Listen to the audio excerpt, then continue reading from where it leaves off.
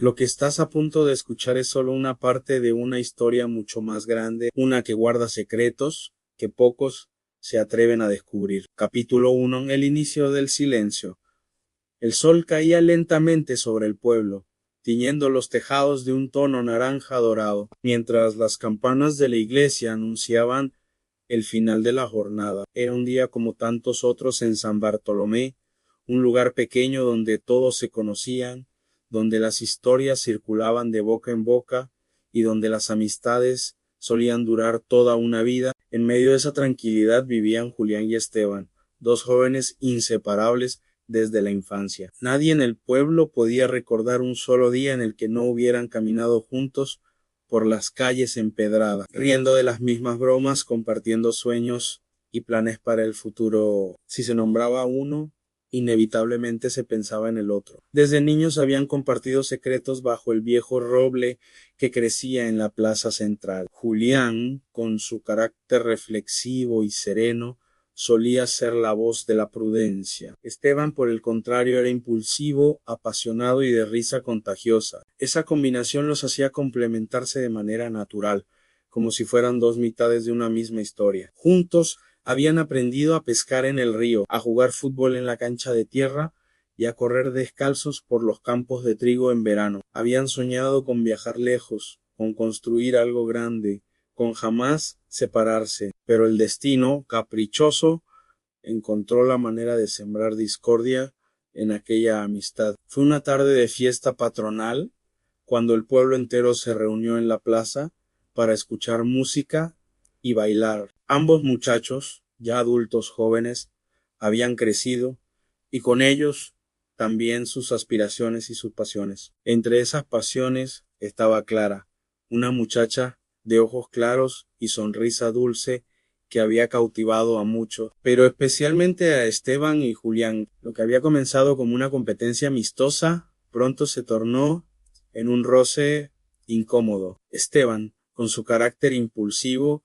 no soportaba la idea de que Julián pudiera tener una oportunidad con ella. Julián, más reservado, nunca expresó abiertamente lo que sentía, aunque Clara le había dedicado más de una mirada de complicidad. Esa tarde, bajo el bullicio de la música y el vaivén de los bailes, la tensión alcanzó su punto máximo. Un comentario sarcástico de Esteban, respondido por un reproche de Julián, encendió una discusión que fue escalando sin control. Las palabras se volvieron cuchillos. Esteban acusó a Julián de traición, de no respetar la amistad que habían compartido desde niños. Julián, herido en su orgullo, le recordó a Esteban sus múltiples imprudencias y la manera en que solía herir a los demás con su temperamento en cuestión de minutos.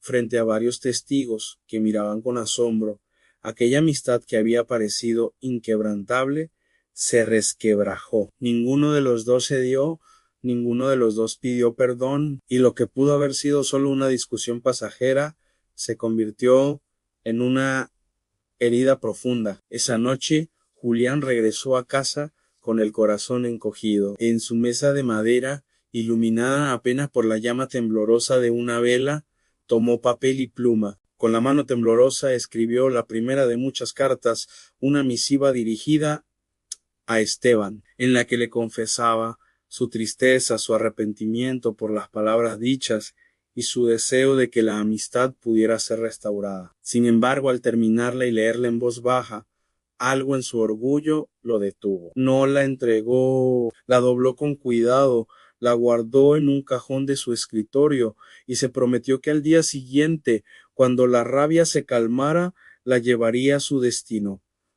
Ese mañana nunca llegó. Los días se convirtieron en semanas, las semanas en meses. Julián continuó su rutina, cruzándose con Esteban en las calles del pueblo, pero sin intercambiar más que miradas frías o indiferentes. Cada vez que sentía el impulso de hablar, algo lo frenaba, su orgullo, su temor a ser rechazado, o simplemente la costumbre del silencio. Sin embargo, en las noches volvía a su escritorio y escribía una carta tras otra, con recuerdos, con reproches que se suavizaban con el tiempo, con confesiones que nunca se atrevía a pronunciar en voz alta. Y todas esas cartas, cuidadosamente dobladas, iban a parar al mismo cajón. Así comenzó el largo silencio entre Julián y Esteban, un silencio que se alimentaba de palabras no dichas, de cartas no entregadas, y de un orgullo que ninguno de los dos quiso dejar atrás. Un silencio que, sin saberlo aún, se extendería a lo largo de toda una vida. Capítulo 2. Cartas al vacío. Los años comenzaron a deslizarse como arena entre los dedos de Julián. Al principio, las cartas que escribía tenían un tono cargado de enojo y desilusión. En aquellas primeras páginas se leía aún la herida fresca, el orgullo intacto. Julián se desahogaba con palabras duras, recordaba la ofensa, acusaba a Esteban de ser injusto, de haberse dejado llevar por su temperamento. Sin embargo, con el paso de los meses, ese filo inicial empezó a desgastarse. Las cartas cambiaron de tono y poco a poco se transformaron en confesiones íntimas, más parecidas a un diario que a un intento real de reconciliación. Cada noche, cuando el pueblo se sumía en silencio y solo el viento movía las ramas del roble en la plaza, Julián se sentaba frente a su escritorio, encendía la lámpara de aceite, colocaba la pluma sobre el tintero y abría el cajón donde reposaban las cartas previas. Era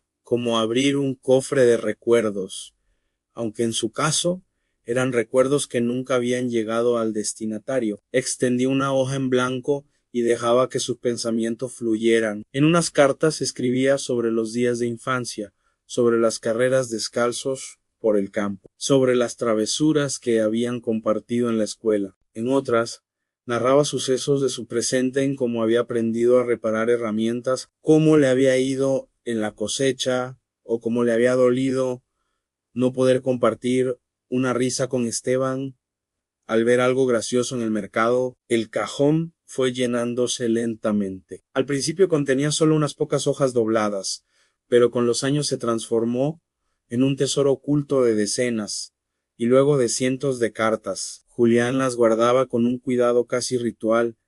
Cada carta era doblada con precisión, atada con un fino lazo de hilo y colocada en orden, como si algún día fueran a ser descubiertas en secuencia. Nadie más conocía ese secreto. Para el mundo exterior, Julián era un hombre reservado, trabajador y aparentemente tranquilo. Para sí mismo, en cambio, era un volcán que escribía para no explotar, que dejaba en el papel todo lo que su boca se negaba a pronunciar. Pasaron los años y el tono de las cartas continuó transformándose. Cuando Julián se casó con Teresa, su esposa de manos dulces y voz serena, también le escribió a Esteban. En aquella carta jamás entregada, le contaba lo feliz que se sentía, lo agradecido que estaba con la vida. Incluso lo invitaba a la boda, aunque el sobre nunca llegó a tener dirección. Cuando nació su primera hija, escribió otra carta llena de orgullo, describiendo el diminuto tamaño de sus manos,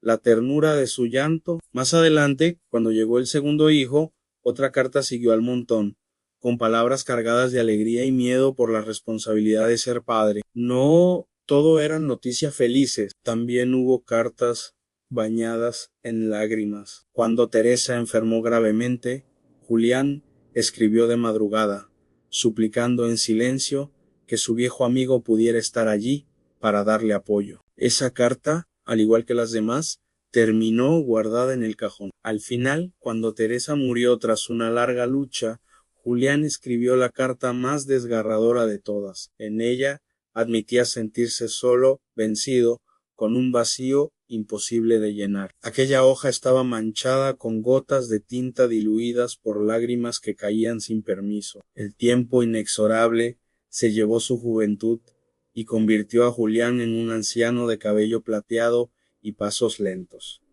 Sin embargo, las cartas nunca cesaron. Se convirtieron en su manera de hablar con Esteban, aunque Esteban jamás escuchara. Era como si el papel hubiera reemplazado al amigo perdido, un sustituto silencioso que nunca respondía, pero que siempre estaba dispuesto a recibirlo. Algunas noches, después de escribir, Julián abría el cajón y releía cartas antiguas. En ellas se encontraba al joven que había sido lleno de energía, de planes y de sueños. También hallaba a un hombre roto, que en su orgullo había preferido callar antes que tender la mano. Ese acto de releer era doloroso, pero también le daba un extraño consuelo aún.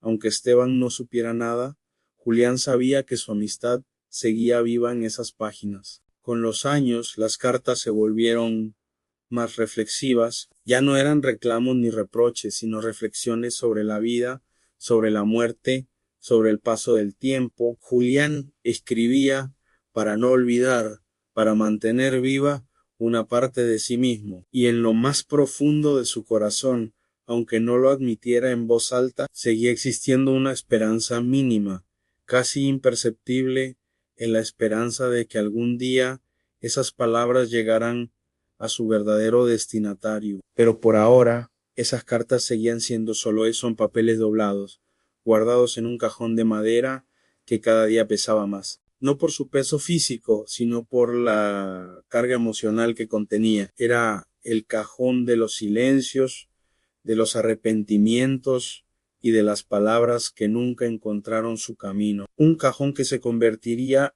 en el testigo más fiel de una amistad rota y de un hombre que, a pesar de todo, nunca dejó de escribir. Capítulo 3. En el peso del arrepentimiento. Los años habían hecho de Julián un hombre distinto. Su cabello, antes oscuro, se había tornado de un blanco níveo que brillaba bajo el sol de la mañana, y sus manos, curtidas por el trabajo y la escritura, temblaban ligeramente al sostener la pluma. La vida lo había golpeado en más de una ocasión, en la pérdida de Teresa, la partida de su hija Mayo, Ere hacia otra ciudad en busca de oportunidades, y las enfermedades que poco a poco se instalaban en su cuerpo como huéspedes indeseados. Sin embargo, nada lo agobiaba tanto como el peso silencioso del arrepentimiento. Ese arrepentimiento lo perseguía de día y de noche. Cuando caminaba por las calles empedradas del pueblo y veía a otros hombres de su edad riendo con viejos amigos, una punzada le atravesaba el pecho. Recordaba entonces los días en los que Esteban y él eran inseparables,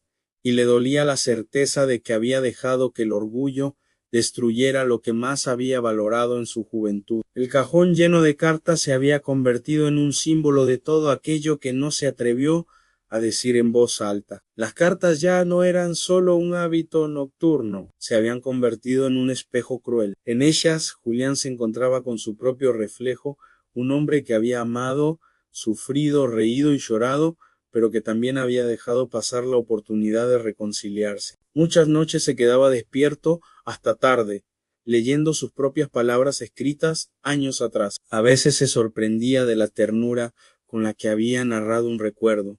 Otras veces se horrorizaba al ver cuán profundo había sido su rencor. Y en todas esas lecturas, una sensación constante lo envolvía a la amarga pregunta de qué habría sucedido si, en vez de guardar esas cartas, hubiera tenido el valor de entregarlas. El arrepentimiento era tan grande que incluso comenzó a afectarle en su vida diaria. Cuando su nieta menor corría hacia él con los brazos abiertos, Julián sentía una punzada en el corazón. No quiero que algún día conozca el sabor de este silencio, pensaba. Trataba entonces de mostrarle amor, de darle palabras que a Esteban le había negado. Con cada gesto hacia su familia intentaba reparar, aunque fuera en parte, el vacío que había dejado en su amistad perdida.